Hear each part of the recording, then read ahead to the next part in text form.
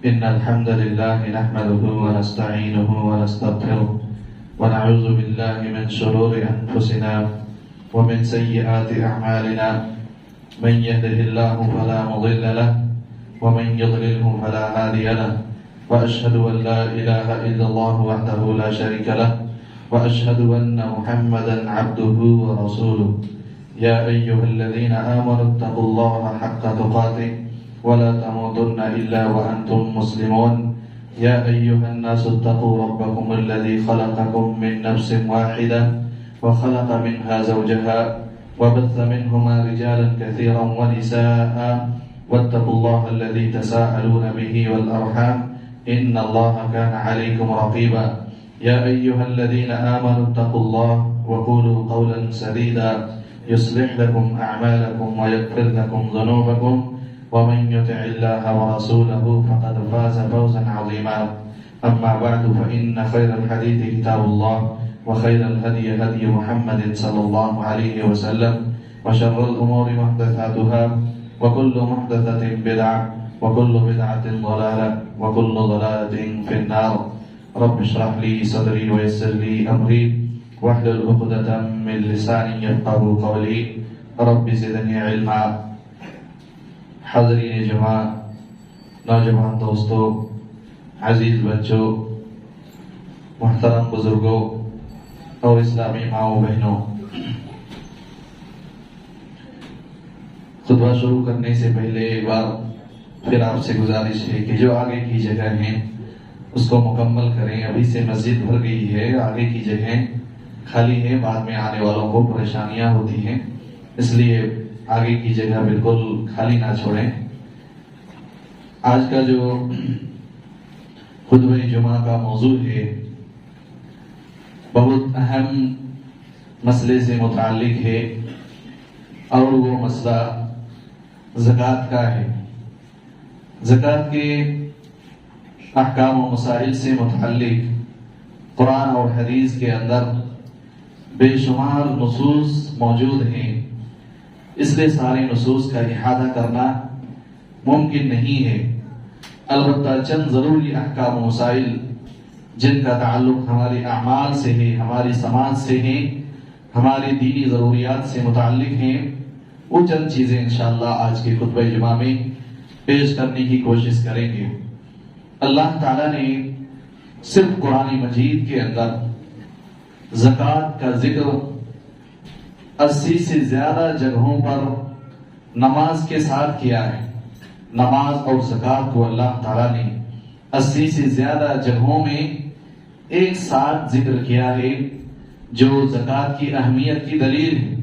کسی چیز کا بار بار دوہرا کر قرآن مجید کے اندر ذکر کرنا یہ اس بات کی دلیل ہے کہ وہ چیز بہت زیادہ اللہ تعالیٰ کے نزدیک محبوب ترین ہے اور اہم ترین چیزوں میں سے ہے. چند ایک آیات آپ کے سامنے پیش کریں گے. اللہ تعالیٰ نے اللہ کے رسول صلی اللہ علیہ وسلم کو مخاطب کر کے فرمایا خذ من اموالہم صدقۃ تطہرہم وتزکیہم بہا وصلی علیہم. اے نبی صلی اللہ علیہ وسلم، آپ ان کا مال لیجئے، ان کے مالوں میں سے زکوٰۃ نکالیے، تطہرہم بہا، اور ان کو زکوٰۃ کے ذریعے سے پاک کیجئے، وصلی علیہم، اور ان کے لیے دعائیں کیجئے. اللہ تعالیٰ نے اس آیت کریمہ میں زکوٰۃ لینے کا حکم اللہ کے نبی صلی اللہ علیہ وسلم کو دیا، جو واجب ہونے کی، زکوٰۃ کی واجب ہونے کی دلیل ہے. زکوٰۃ کا فائدہ بھی اللہ تعالیٰ نے اسی آیت کریمہ میں ذکر کیا. زکوٰۃ کے ذریعے سے زکوٰۃ دینے والوں کے دل اور نفوس کو اللہ تعالیٰ پاک کرتا ہے، بخل سے، کنجوسی سے اور اس طرح کی حرص سے، طمع سے.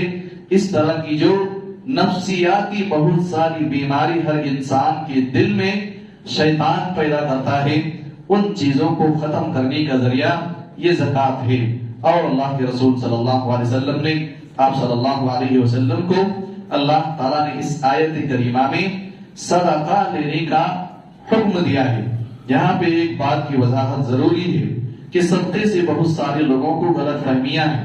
صدقے کا معنی نہیں سمجھنے کی وجہ سے مختصر انداز میں قرآن اور حدیث کے اندر صدقے کا دو اطلاق، دو معنی میں صدقہ استعمال کیا گیا ہے۔ صدقے کا معنی دو ہے، ایک صدقہ تو وہ ہے جس کو ہم زکوٰۃ کے نام سے جانتے ہیں۔ اس آیت کریمہ میں اللہ تعالیٰ نے صدقے کا لفظ استعمال کیا، لیکن اس سے مراد زکوٰۃ ہے، اس لیے زکوٰۃ کو بھی اللہ تعالیٰ نے صدقہ کہا ہے۔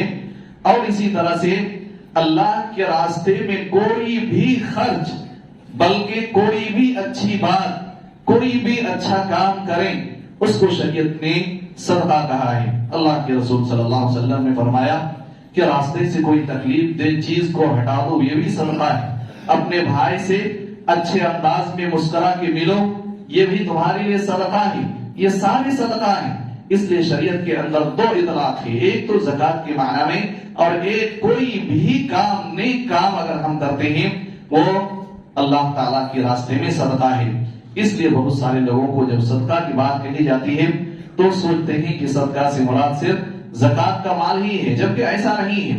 زکوٰۃ کا مال بھی اس کا معنی میں آتا ہے، اور اسی طرح سے عام کوئی بھی خرچ اللہ کے راستے میں کریں تو وہ بھی صدقہ ہی ہے۔ اللہ تعالیٰ نے قرآن مجید کی ایک دوسری آیت کریمہ میں فرمایا وَوَيْلٌ لِّلْمُشْرِكِينَ الَّذِينَ لَا يُؤْتُونَ الزَّكَاةَ، ایسے لوگوں کے لیے تباہی ہے، بربادی ہے، مشرکوں کے لیے جو زکوٰۃ ادا نہیں کرتے۔ یہ آیت کریمہ میں اللہ تعالیٰ نے ہلاکت کی بات کہی ہے ایسے لوگوں کے لیے جو اللہ تعالیٰ کے دیے ہوئے مال میں سے زکوٰۃ نہیں نکالتے ہیں۔ اور ایک بات غور کرنے کی اس میں یہ بھی ہے کہ اللہ تعالیٰ نے کہا کہ ایسے لوگ مشرک ہیں۔ زکوٰۃ کا انکار کرنا، زکوٰۃ کو ادا نہ کرنا، یہ مشرکین کی صفات ہے، مشرکین کی علامتوں میں سے۔ اسی لیے اللہ تعالیٰ نے جہاں پر نماز کو کہا کہ یہ کفر کے درمیان اور اسلام کے درمیان ایک واضح فرق ہے، اسی طرح سے اس کے ساتھ ساتھ اللہ تعالیٰ نے زکوٰۃ کا بھی ذکر فرمایا۔ اللہ تعالیٰ نے سورۃ التوبہ میں فرمایا فَإِن تَابُوا وَأَقَامُوا الصَّلَاةَ وَآتَوُا الزَّكَاةَ فَإِخْوَانُكُمْ فِي الدِّينِ، اگر یہ مشرکین توبہ استغفار کر لے، ایمان لے آئے، نماز قائم کرنے لگے اور زکوٰۃ دینے لگے تو یہ تمہارا دینی بھائی ہے۔ یہ دینی بھائی کی پہچان ہے کہ وہ اللہ تعالیٰ کے لیے اللہ کے دیے ہوئے مالوں میں سے اللہ کے بندوں کے لیے زکوٰۃ نکالتے ہیں۔ زکوٰۃ یہ اسلام کے رکنوں میں سے ہے۔ ہم سب جانتے ہیں اللہ کے رسول صلی اللہ علیہ وسلم کی مشہور حدیث بنی الاسلام علی خمس شہادت اللہ الہ الا اللہ وان محمد رسول اللہ واقام الصلاة وایتاء الزکاة وصوم رمضان وحج البیت ان استطاع الیہ سبیلا۔ آپ صلی اللہ علیہ وسلم نے فرمایا 5 چیزوں پر اسلام کی بنیاد ہے، اس میں تیسری چیز یہ زکوٰۃ ہے۔ نماز کے بعد اہم ترین رکن یہ اللہ تعالیٰ کی خاطر زکوٰۃ نکالنا ہے۔ اس کے بعد جو زکوٰۃ کا حکم ہے وہ یہ ہے کہ زکوٰۃ فرض ہے، واجب ہے، ہر انسان کے اوپر، مالدار کے اوپر زکوٰۃ نکالنا واجب ہے۔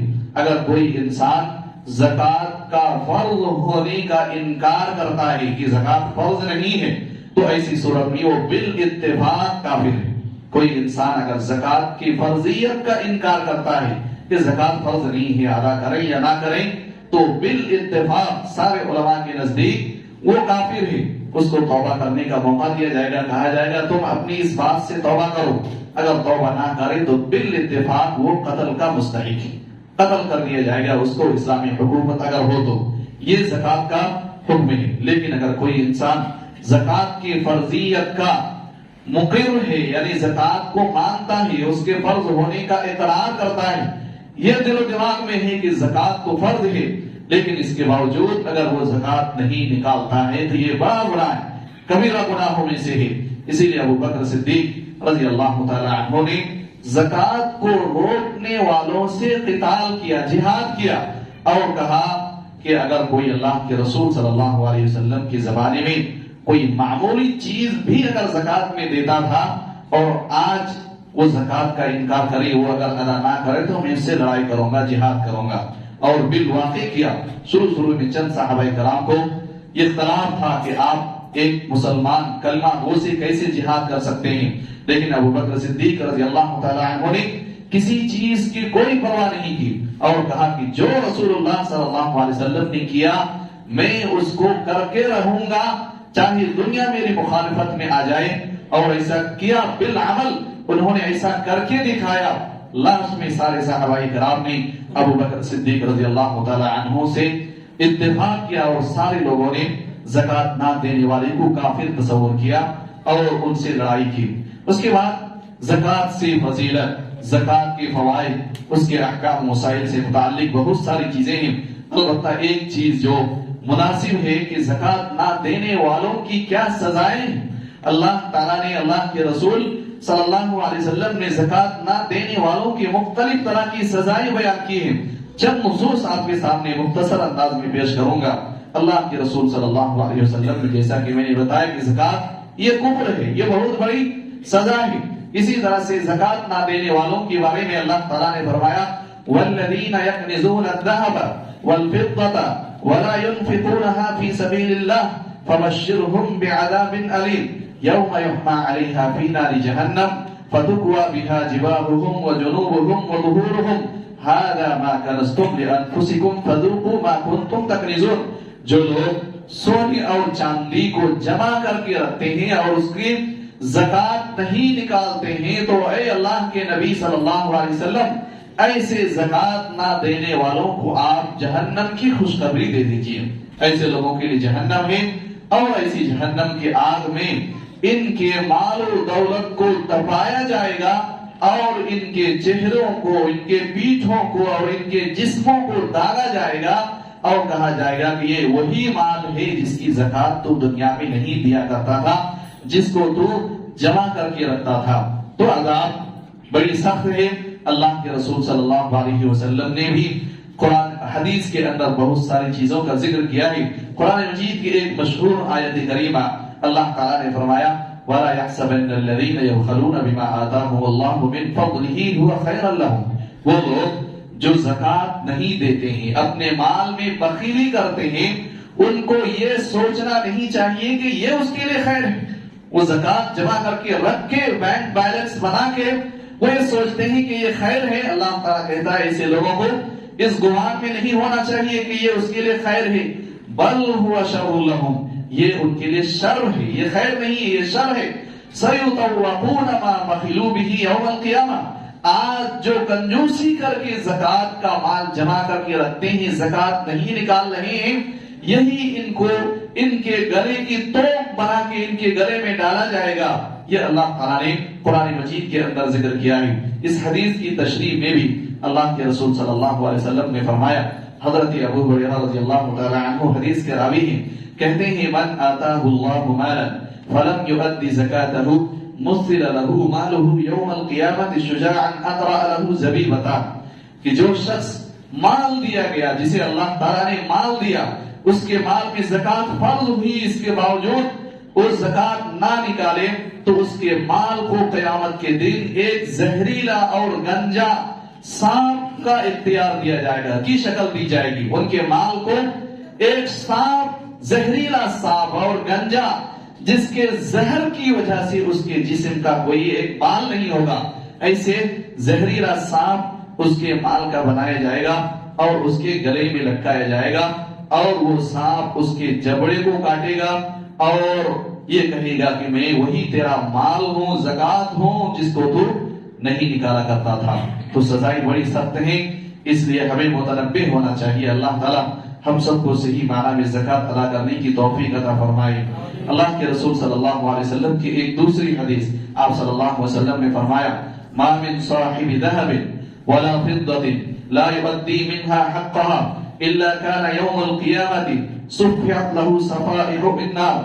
جو شخص بھی سونے اور چاندی والا ہے، یعنی مال و دولت جس کے پاس ہے اور وہ اس کی زکات نہیں ادا کرتا، تو قیامت کے دن جہنم کی آگ سے ان کے لیے تختیاں بنائی جائیں گی، تختیاں بنا کے ان کے جسموں کو داغا جائے گا اور جب بھی یہ گرم اور یہ تختیاں ٹھنڈ ہو جائیں گی، ان کو دوبارہ جہنم کی آگ میں گرم کیا جائے گا اور اس آدمی کو سزا دیا جائے گا۔ بار بار اس طرح کا معاملہ اس کے ساتھ کیا جائے گا، لہذا یہ سزائیں بڑی سخت ہیں۔ حضرت عبداللہ ابن عمرو بن العاص رضی اللہ تعالی عنہ ایک مشہور صحابی ہیں، وہ کہتے ہیں ایک عورت اللہ کے رسول صلی اللہ علیہ وسلم کے پاس آئی، ان کے ساتھ ایک بچی بھی تھی۔ اور ان کی بچی کے ہاتھ میں سونے کے کنگن تھے، موٹے 2 کنگن تھے. فقال لها اتعطين زکاة هذا، اللہ کے رسول صلی اللہ علیہ وسلم نے اس عورت سے پوچھا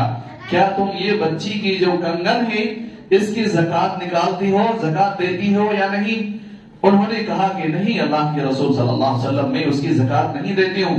قال ایسرک ان یصورک اللہ بہما یوم القیامۃ سوارین من نار، کیا تمہیں یہ بات پسند ہے؟ کیا تم اس بات کو پسند کرو گی کہ اللہ تعالی قیامت کے دن تمہیں جہنم کے آگ کے کنگن پہنائے؟ اس نے عورت سمجھ گئی کہ اس کی زکات نکالنا واجب ہے، اس لیے فوراً دونوں کنگن اللہ کے رسول صلی اللہ علیہ وسلم کے سامنے ڈال دیا. بچی کے ہاتھ سے نکال کے دونوں کنگن اللہ کے رسول صلی اللہ علیہ وسلم کے سامنے اس عورت نے ڈال دیا اور کہا ہما للہ ورسولہ، یہ میں نے اللہ تعالیٰ کے راستے میں دے دیا. یہ عورت اللہ کے رسول صلی اللہ علیہ وسلم کے پاس آگے آپ صلی اللہ علیہ وسلم نے جب دیکھا ان کو زکات کی ترغیب دی اور فوراً جہنم کی آگ کا خوف اس عورت کے دل میں بیٹھا اور اس نے سارے زیورات نکال کے اللہ کے رسول صلی اللہ علیہ وسلم کے حوالے کر دیا. یہ چند نصوص ہیں اللہ کے رسول صلی اللہ علیہ وسلم کی جس میں زکات ادا نہ کرنے والوں کی مختلف طرح کی سزائیں ذکر کی گئی ہیں. اس کے علاوہ بے شمار نصوص ہیں زکات نہ نکالنے کی وجہ سے اللہ تعالیٰ تنگی میں مبتلا کرتا ہے، قحط سالی میں انسان کو ڈبو دیتا ہے اور مختلف طرح کی سزائیں آتی ہیں، بارش اللہ تعالیٰ بند کر دیتا ہے. یہ ساری سزائیں ہیں زکات نہ نکالنے کے. ان چیزوں کو بیان نہیں کیا جا سکتا. البتہ اخیر میں زکات کے چند ضروری احکام و مسائل آپ کے سامنے بہت ہی مختصر انداز میں کرنا ضروری ہے. سب سے پہلا مسئلہ زکات سے متعلق جو ہمیں یاد رکھنا چاہیے وہ نیت کا مسئلہ ہے. جس طرح ہم جانتے ہیں تمام عبادتوں میں نیت ضروری ہے، ایسے ہی زکات میں نیت، زکات کی نیت بھی ضروری ہے. اگر آپ عام مال اللہ تعالیٰ کے راستے میں خرچ کر رہے ہیں اور اسی میں زکات، آپ کی کوئی زکات کی نیت نہیں ہے تو اس سے آپ کی زکات ادا نہیں ہو سکتی. اسی طرح سے مثال کے طور پر آپ کے پاس مال و دولت ہے لیکن وہ مال فی الحال آپ کے پاس نہیں ہے، آپ کے کسی قریبی کسی دوست کے پاس ہے اور وہ دوست آپ کی جانب سے وہ زکات ادا کر دیتے ہیں کہ میں اپنے دوست کی زکات ادا کر دیا، آپ کو اس کا علم ہی نہیں ہے تو یہ زکات بھی ادا نہیں ہو سکتی ہے کیونکہ آپ کی کوئی زکات کی نیت ہی نہیں ہے. اسی طرح سے کسی کی بیوی کے اوپر مثال کے طور پر زکات فرض ہے، بیوی کے پاس بہت سارے زیورات ہیں، زکات فرض ہے اور آپ اپنی بیوی سے بہت زیادہ محبت رکھتے ہیں، ان کا تعاون کرنا چاہتے ہیں، اس وجہ سے آپ نے سوچا کہ اس بار بتائے بغیر میں اپنی بیوی کی جانب سے مسجد آسیہ کے بیت المال میں 50,000 روپیہ جمع کر دیتا ہوں میری بیوی کی طرف سے اور آپ کی بیوی کو اس کی کوئی خبر ہی نہیں ہے، تو ایسی صورت میں یہ زکات بھی ادا نہیں ہوتی ہے کیونکہ جس کے اوپر زکات فرض ہے اس کی نیت کا دخل نہیں ہے، اس کی نیت ہی نہیں ہے زکات کا، اس لیے نیت کا ہونا بہت ضروری ہے. اسی طرح سے زکات ایک عبادت ہے، اس کا اجر و ثواب بے شمار ہے حدیث قرآن میں. ان اجر و ثواب کو پانے کے لیے ہمیں خوش دلی کے ساتھ زکات نکالنا بھی ضروری ہے. زبردستی یا نہ چاہتے ہوئے ہم زکات نکالیں تو اس کا خاص کوئی فائدہ نہیں ہے. زکات سے متعلق اللہ تعالیٰ نے جو آیات ذکر کیے ہیں میں نے بتایا تقریباً 80 سے زیادہ جگہوں میں اللہ تعالیٰ نے زکات کا ذکر کیا ہے. ان تمام جگہوں کو اگر دیکھیں تو اندازہ ہوگا کہ ان تمام جگہوں میں اللہ تعالیٰ نے ایک کامن چیز بارہا ذکر کیا کہ زکات ان مالوں میں سے نکالو جو مال میں نے تمہیں دیا ہے. تم اپنا مال، تمہارا کوئی مال ہی نہیں، تمہارا دیا ہوا جو بھی تمہارے پاس مال ہے وہ میرا مال ہے، میرے مال میں سے تم چند میرے بندوں کے لیے تم نکالو. یہ بارہا اللہ تعالیٰ نے ذکر کیا کہ جو مال ہم نے دیا تم کو اس میں سے نکالو. اس لیے مال فقراء اور مساکین کو دینے کے بعد ہمیں کسی بھی طرح کا خوش فہمی میں مبتلا نہیں ہونا چاہیے کہ ہم فقراء اور مساکین پہ احسان کر رہے ہیں. ایسا کبھی ہمارے دل میں نہیں آنا چاہیے کہ ہم تمہیں زکات دے رہے ہیں اور دل میں یہ ہو کہ چلو میں تمہارے کھانے پینے کا انتظام کرا رہا ہوں. یہ کبھی ہمارے دل میں نہیں آنا چاہیے، بلکہ یہ ہونا چاہیے کہ اللہ تعالیٰ نے مال، تمہارا حق میرے پاس جو موجود تھا، تمہارا قرض جو میرے اوپر تھا، اس قرض کو میں ادا کر رہا ہوں اور یہ میرا تمہارے اوپر احسان نہیں ہے، بلکہ فقراء اور مساکین کا احسان ہے کہ آپ کو اللہ تعالیٰ کے بڑے بڑے گناہوں سے، اللہ تعالیٰ کے بڑی بڑی سزاؤں سے آپ کو بچانے کا ذریعہ بنا رہے ہیں۔ آپ کو معلوم ہے قیامت کے قریب جب ایک زمانہ آئے گا، کوئی زکوٰۃ کا مال لینے والا نہیں ہوگا، زکوٰۃ کا مال لینے والا نہیں ہوگا۔ کیا ہے اس میں حکمت کیا ہے؟ یہ اس لیے ہے کہ یعنی زکوٰۃ کا مال آپ کو کھانے پہ مجبور ہونا پڑے گا، آپ کو زکوٰۃ دینے والا نہیں ہوگا، یعنی یہ احسان آپ کے اوپر کوئی کرنے والا نہیں ہوگا کہ آپ کا زکوٰۃ کا مال لے کے آپ کو گناہوں سے بچا لے۔ اس لیے ضرورت ہے کہ اس چیز کو ہم سمجھیں۔ بہت سارے لوگ ایسے کرتے ہیں، فقراء اور مساکین کو دینے کے بعد فوٹو کھنچواتے ہیں، تصویریں نکالتے ہیں، ویڈیو بناتے ہیں۔ یہ عبادت کا کوئی طریقہ نہیں ہے، یہ احسان کی ایک شکل ہے۔ آپ کسی بھی مقصد کے لیے کریں، اگر اس کی وجہ سے فقراء اور مساکین میں ان کے دل میں گرا گزرتی ہے، کوئی بات اگر لگتی ہے، تو یہ چیز عبادت نہیں ہو سکتی ہے۔ اللہ تعالیٰ نے فرمایا یا ایھا الذین آمنوا لا تبطلوا صدقاتکم بالمن والاذى، اے ایمان والو تم اپنی صدقہ اور خیرات کو احسان جتلا کر اور تکلیف پہنچا کر برباد نہ کرو۔ اگر آپ کسی کو تکلیف پہنچا رہے ہیں زکوٰۃ دے کے یا عام صدقہ دے کے یا کچھ پیسہ صدقہ کے علاوہ کسی کی مدد کر کے یا اسی طرح سے کوئی تکلیف کی بات ان کو کہتے ہیں، تو آپ کے صدقے کا ثواب آپ کو نہیں ملنے والا ہے۔ اور یہ قرآن کے نص سے لا تبطلوا صدقاتکم، اپنے صدقہ کو برباد نہ کرو احسان جتلا کر اور تکلیف دے کر۔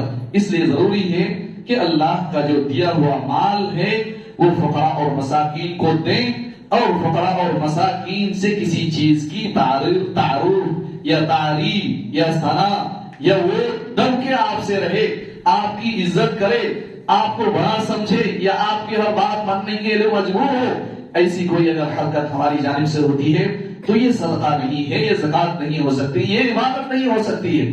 اس لیے ضروری ہے کہ اس چیز کا زکوٰۃ کے اندر خیال رکھا جائے۔ اور سوشل میڈیا کے زمانے میں یہ بہت خطرناک چیز ہے، جو ہم کسی مسکین کا فوٹو کسی زکوٰۃ دیتے ہوئے یا کوئی تعاون کرتے ہوئے نکال کے لوگوں کے سامنے ذلیل رسوا کریں، تو یہ درست چیز نہیں ہے۔ اس کے بعد ایک اور اہم مسئلہ جو خصوصی طور پر اس علاقے میں بہت مشہور ہے، سیدوں کا مسئلہ۔ سیدوں کے لیے زکوٰۃ ہے یا نہیں ہے، یہ بہت سارے سوالات اس سلسلے میں آتے ہیں۔ تو جس طرح سے سیدوں کا حکم ہے، شیخوں کا، پٹھانوں کا، سب ایک مسلمان، سب برابر کے مسلمان ہیں، کوئی پٹھان اٹھان نہیں اسلام میں۔ یہ سب جاہلیت کی چیزیں ہیں، اس کا تعلق اسلام سے نہیں ہے۔ ان اکرمکم عند اللہ اتقاکم، تم میں بہترین شریف وہ ہے جو اللہ تعالیٰ کے نزدیک سب سے زیادہ متقی ہے۔ پٹھان ہو، شیخ ہو، سید ہو، یہ سب اپنی پہچان کے لیے رکھیں، یہاں تک تو ٹھیک ہے۔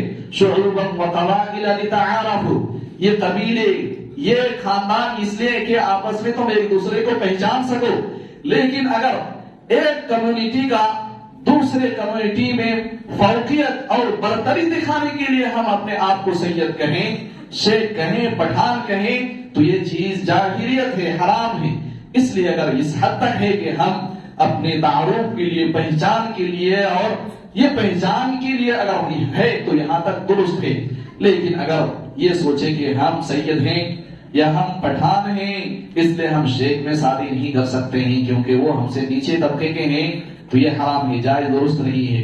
اس لیے شادیوں میں سید پٹھان نہیں دیکھنا چاہیے، متقی دیکھنا چاہیے، مسلمان ہونا بس، مسلمان ہو گیا کافی۔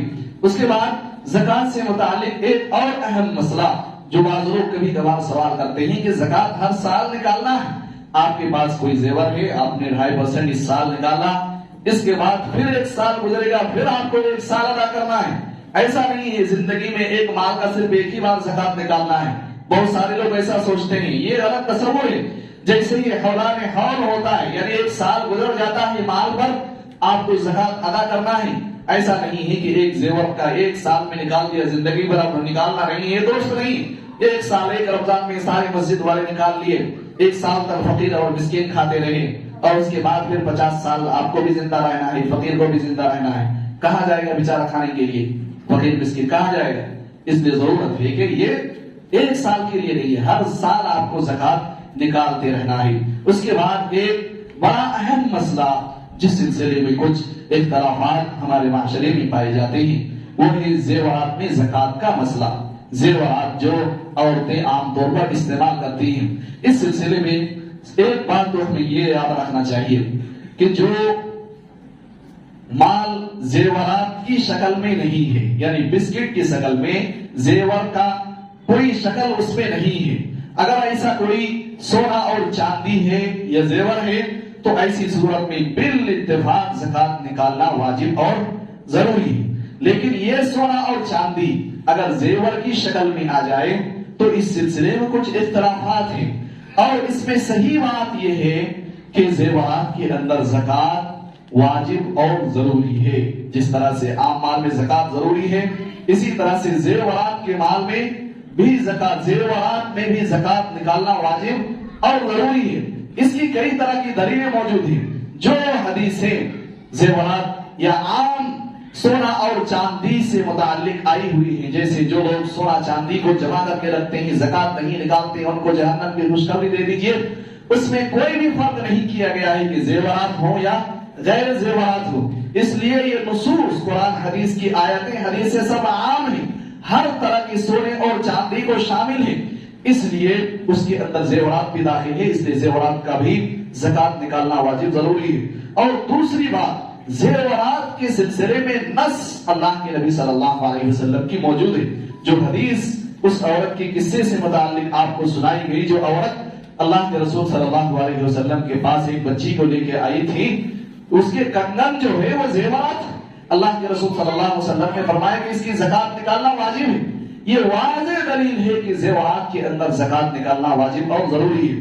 اس کے بعد ایک اور اہم مسئلہ کہ احتیاطی طور پر بھی ہمیں زکوٰۃ نکالنا ضروری ہے. اگر ہم صرف بسکٹ میں سونا چاندی جو بسکٹ کی شکل میں ہو اسی میں اگر ہم زیورات، اسی میں زکوٰۃ اگر ہم فرض قرار دیتے ہیں تو بہت سارے لوگوں کے لیے راستہ کھلتا ہے. جتنے بسکٹ ہیں زکوٰۃ کے بچنے کے لیے ہم زیورات میں بنا کے رکھ لیں، سال میں ایک بار پہن لیں، عید بقرعید میں بس زکوٰۃ سے بھی نکل جائیں، زکوٰۃ بھی نہ دینا پڑے. اس لیے احتیاطی طور پر بھی ہمیں زیورات میں زکوٰۃ نکالنا واجب اور ضروری ہے. اس لیے اور اس سلسلے میں شیخ ابن عثیمین رحمت اللہ علیہ فرماتے ہیں کہ زیورات میں زکوٰۃ نکالنے کا چرچا حجاز کا جو علاقہ ہے یہ پہلے اس میں نہیں تھا. سب سے پہلے ابن باز رحمت اللہ علیہ نے اس مسئلے کو لوگوں کے سامنے بیان کیا، اس کی تبلیغ کی، اور لوگوں نے تب جا کے بیداری آئی، نصوص دیکھا، قرآن حدیث کو دیکھنا شروع کیا، تب لوگوں کو سمجھ میں آیا کہ زکوٰۃ نکالنا زیورات میں بھی واجب اور ضروری ہے. ابن عثیمین خود اس کی تائید کرتے ہیں، ابن باز رحمت اللہ علیہ بھی خود بھی تائید کرتے ہیں. یہاں پہ ایک اہم بات کی طرف اشارہ کرنا بہت مناسب ہے، وہ یہ ہے کہ جو چار بڑے امام ہیں، امام مالک، امام شافعی، امام ابو حنیفہ اور امام احمد بن حنبل، ان میں سے 3 امام ایسے ہیں جو زیورات میں زکوٰۃ کے قائل نہیں ہیں، کہتے ہیں زکوٰۃ واجب نہیں ہے زیورات میں. امام مالک، امام شافعی اور امام احمد بن حنبل تینوں بولتے ہیں کہ زیورات میں زکوٰۃ نہیں ہے. صرف امام ابو حنیفہ رحمت اللہ علیہ اکیلے ایک طرف ایک پڑھے میں وہ کہتے ہیں کہ زیورات میں زکوٰۃ واجب اور ضروری ہے. اور یہاں پہ ایک بات کی طرف اشارہ کرنا ضروری ہے کہ اس مسئلے میں دلیل ابو حنیفہ رحمت اللہ علیہ کے ساتھ ہونے کی وجہ سے اہل حدیثوں نے، سلفیوں نے امام ابو حنیفہ رحمت اللہ علیہ کا ساتھ دیا، کیونکہ نصوص ان کے ساتھ موجود ہے. یہ اہل حدیث کا منہج اور طریقہ ہے کہ دلیل جن امام کے ساتھ ہو ان امام کے ساتھ آتے ہیں، ان کی تائید کرتے ہیں، اور اگر کسی امام سے کوئی غلطی سرزد ہو جاتی ہے تو بڑے ادب اور احترام کے ساتھ کہتے ہیں کہ آپ کی امامت بالکل بجا ہے، آپ کو ہم امام تسلیم کرتے ہیں. لیکن اس مسئلے میں آپ کے ساتھ ایک بڑے امام ہیں، ان کے ساتھ دلیلیں بھی موجود ہیں، اس لیے ہم آپ کی غلطی کے ساتھ، ہم آپ کے ساتھ نہیں ہیں بلکہ اس امام کے ساتھ ہیں جو امام بھی ہیں اور ان کے ساتھ قرآن اور حدیث کے نصوص بھی. یہی طریقہ ہر جگہ علماء اہل حدیثوں نے اپنایا، اور جو بھی جس مسلک میں بھی قرآن اور حدیث کے مطابق احکام و مسائل آئے علماء اہل حدیث نے اسی کو اپنایا اور اسی پر عمل کیا. اس طرح سے ابو حنیفہ کی تائید کی، امام مالک کی بھی تائید کی. طلاق مکرہ، زبردستی کی طلاق، امام مالک کہتے ہیں کہ زبردستی کی کوئی طلاق نہیں ہوتی. شوہر کو بندوق کی نوک پہ بندوق تان کے کہا جائے تم اپنی بیوی کو طلاق دو، مالک رحمت اللہ علیہ فرماتے نہیں ایسی کوئی طلاق نہیں ہو سکتی، زبردستی کوئی طلاق نہیں ہوگی. دوسرے اماموں نے کہا کہ نہیں طلاق ہو جائے گی. لیکن علماء اہل حدیث امام مالک کے ساتھ ہی اس مسئلے میں، کیونکہ دلیل اس کے ساتھ موجود ہے کہ کوئی زبردستی اگر کسی کو کفر پہ مجبور کیا جائے کفر کرنے کے لیے، لیکن اس کا دل اگر ایمان سے مطمئن ہے تو وہ کافر نہیں ہو جاتا. دلیل امام مالک کے ساتھ ہی، اس لیے علماء اہل حدیث نے امام مالک کا ساتھ دیا. ایسے ہی بہت سارے بے شمار مسائل ہیں، سارے اماموں کی بات ہم مانتے ہیں اور سارے اماموں کا ادب احترام ہمارا ایمان کا حصہ ہے. ان کی بڑی بڑی خدمات ہیں، وہ قبول ہم کرتے ہیں، ان کی عزت کرتے ہیں. لیکن جہاں پہ دلیل کی بات آتی ہے تو جس امام کے ساتھ زیادہ قوی اور مضبوط دلیلیں ہوتی ہیں ان کے ساتھ ہم جاتے ہیں، اور یہ ہمارا طریقہ ہے. اسی لیے امام مالک نے خود کہا کہ دنیا میں کوئی بھی ایسی شخصیت نہیں ہے جس کی ہر بات تسلیم کر لی جائے، بلکہ صرف وہ شخصیت اللہ کے نبی صلی اللہ علیہ وسلم کی ہے جس کی ہر بات کو ماننا ضروری، کوئی بات ٹھکرائی نہیں جا سکتی، اس کے بعد کسی کی بھی بات 100% نہیں لی جا سکتی ہے. اس لیے علماء اہل حدیث نے اس چیز کا بھی خیال کیا. اس کے بعد زکوٰۃ کے متعلق ایک اہم مسئلہ، اور وہ مسئلہ ہے کہ زکوٰۃ کو ہم کہاں پہ خرچ کریں. قرآن مجید میں اللہ تعالیٰ نے مختصر انداز میں زکوٰۃ کو کہاں لگانا ہے اس کی پوری وضاحت کر دی ہے. انما الصدقات للفقراء والمساکین، فقراء ایک نمبر، والمساکین دوسرے نمبر پہ، والعاملین علیہا، زکوٰۃ کو کلیکٹ کرنے والے، ان کا حساب کتاب رکھنے والے. اگر وہ ان کو سیلری دی جاتی ہے، اس کے پاس ہزاروں دولت ہے، اس سے کوئی مطلب نہیں. زکوٰۃ پہ اگر کام کرتا ہے کوئی تو اس کو زکوٰۃ میں سے سیلری دی جا سکتی ہے. چوتھے نمبر پہ والمؤلفۃ قلوبہم، تعریف قلب کے لیے. تعریف قلب کی کئی شکلیں ہیں. ایک تو یہ ہے کہ کسی کافر کے ظلم و ستم سے بچنے کے لیے ہم کسی کافر کو دے دیں 2 لقمہ، چلو تم زکوٰۃ کھا لو لیکن ہمیں سکون سے جینے دو. ایسے ظالم کو، ایسے کافر کو دیا جا سکتا ہے. جو نو مسلم مسلمان ہو کے اسلام میں داخل ہوتے ہیں ان کو اسلام پہ ثابت قدم رکھنے کے لیے بھی زکوٰۃ کا مال دیا جا سکتا ہے، کتنا بھی مال اس کے پاس، لیکن اگر اسلام میں آ رہا ہے اس کو اسلام پہ ثابت قدم رکھنے کے لیے زکوٰۃ کا مال دیا جا سکتا ہے. ہم دعوت بہت سارے دعوت کے کام کرتے ہیں، یہ مسجدوں میں ہونا چاہیے. جو مسلمان ہو کے اسلام میں داخل ہو رہے ہیں ان کا پرسان حال نہیں، ان کے ساتھ جو مسائل ہیں گھر سے نکالے جاتے ہیں، ان کے خاندان گھر والے ظلم و ستم کرتے ہیں. ہماری کسی بھی مسجد میں ایسے نو مسلموں کے لیے اہتمام نہیں ہے کہ آؤ تم اسلام میں داخل ہو جاؤ، تمہاری کفالت کی ذمہ داری ہم اس مسجد سے کریں گے، تم کا دیکھ بھال کریں گے. یہ کرنے کے کام ہے. اگر ہمارے معاشرے میں ہر مسجد میں ایسا سسٹم ہو تو ایک بڑا کام زکوٰۃ کا صحیح استعمال کا ہو سکتا ہے. اس کے بعد وہ پھر رقاب، گردنوں کو آزاد کرنے میں، گردنوں کو آزاد کرنے کا زمانہ تو نہیں ہے. البتہ اس کی دوسری شکل موجود ہے. کوئی بے گناہ مسلمان اگر کسی جیل میں ہے، کسی قید خانے میں مبتلا ہے تو ایسی صورت میں زکوٰۃ کا مال دے کے اس کو رہا کرایا جا سکتا ہے، چھڑایا جا سکتا ہے. والغارمین، اور جو اپنے بال بچوں کی کفالت کے خاطر، بنیادی ضروریات کو پوری کرنے کے خاطر جو قرض دار ہو گیا ہے اس کو بھی ہم زکوٰۃ کا مال دے سکتے ہیں. وابن السبیل، اور جو مسافر ہے اس کے پاس بڑی بڑی دولت ہے، اس سے کوئی مطلب نہیں، سفر میں آیا ہے، سفر میں اس کے پاس دولت ختم ہو گئی ہے، منزل مقصود تک پہنچنے کے لیے پیسے نہیں ہیں تو اس کو زکوٰۃ کا مال دیا جا سکتا ہے. فریضۃ من اللہ، اور یہ اللہ تعالیٰ کی جانب سے مقرر کرتا ہے. یہ زکوٰۃ فکس لوگوں کے لیے ہی ہے، انہی لوگوں کو دیا جا سکتا ہے. اور الحمدللہ ہماری اس مسجد میں بیت المال کا سسٹم بنایا گیا ہے. اس میں تقریباً 35,000 روپے جمع بھی ہو چکے ہیں، اور 20 رمضان تک انشاءاللہ ان سارے پیسوں سے کٹس لگا کے جو زکوٰۃ کی یہ مصارف ہیں ان مصارف میں انشاءاللہ تقسیم کرنے کی کوشش کی جائے گی. اس لیے جو لوگ حصہ لینا چاہیں تو اس کار خیر میں حصہ لے سکتے ہیں. اللہ تعالیٰ سے دعا ہے کہ اللہ تعالیٰ ہمیں اپنے مالوں میں زکوٰۃ نکالنے کی توفیق عطا فرمائیں. اللہ تعالیٰ ہمارے مالوں کی حفاظت فرمائیں. اللہ تعالیٰ ہمارے مال و دولت کو پاک بنائیں. اللہ تعالیٰ ہمارے دلوں کو پاک اور صاف بنائیں. اللہ تعالیٰ ہم سب کو نیک کاموں میں بڑھ چڑھ کر حصہ لینے کی توفیق عطا فرمائے. اللہ تعالی ہمارے مسائل کو حل کرے. اللہ تعالی ہم میں سے جو شخص پریشانی ہے ان کی پریشانی کو دور فرما. ہم میں سے جو شخص بیمار ہے اللہ تعالی ان کو شفاء کاملہ عاجلہ عطا فرما. بارک اللہ لنا ولکم فی القرآن المجید ونفعنی وإیاکم بالآیات والذکر الحمید انہ تعالی جواد کریم ملک بر رؤوف رحیم.